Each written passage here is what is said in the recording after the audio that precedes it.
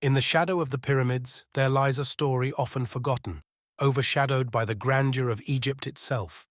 Yet, to truly understand the ancient Nile Valley, one must look south, to the kingdom of Kush, where black pharaohs once ruled with unmatched power and influence.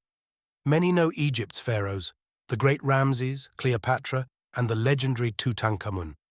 But what if I told you that for centuries, it was the mighty kingdom of Kush, a civilization from modern-day Sudan, that dominated the Nile and even ruled Egypt itself?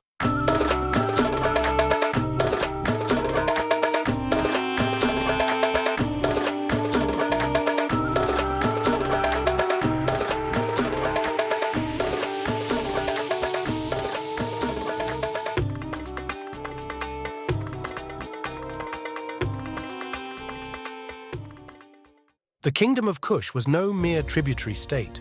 At its height, it was a powerhouse of trade, military prowess, and culture.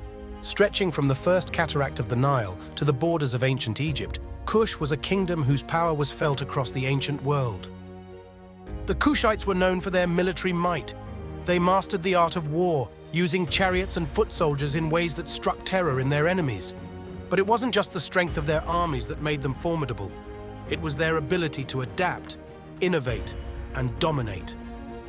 Kush was a hub of trade, a place where goods and ideas from across Africa, the Middle East, and beyond converged.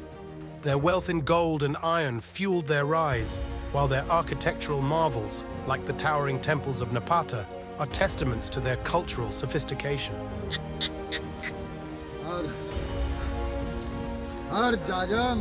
But perhaps the most remarkable chapter in the history of the Kingdom of Kush was its rule over Egypt.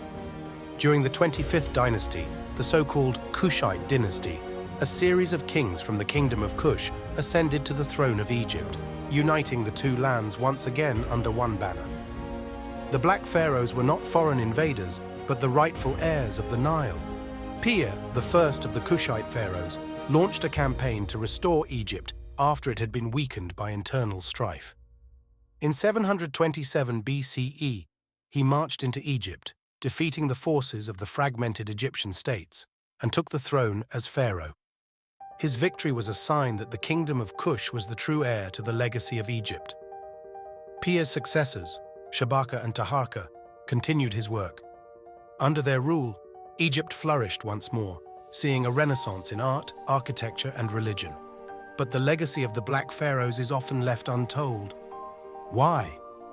Because their story has been overshadowed by the narrative of Egypt as the sole dominant power in the Nile Valley.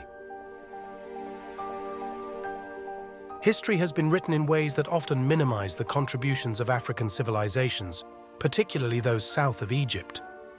The powerful Kingdom of Kush, with its vast armies, intricate social systems, and rich culture, was often dismissed as a lesser civilization, if it was even acknowledged at all. The Kushite pharaohs, though, were not just rulers, they were agents of history. Historian. Kush is an integral part of African history. It's not a side story or a footnote to Egypt. The Kushites were the great patrons of Egyptian civilization.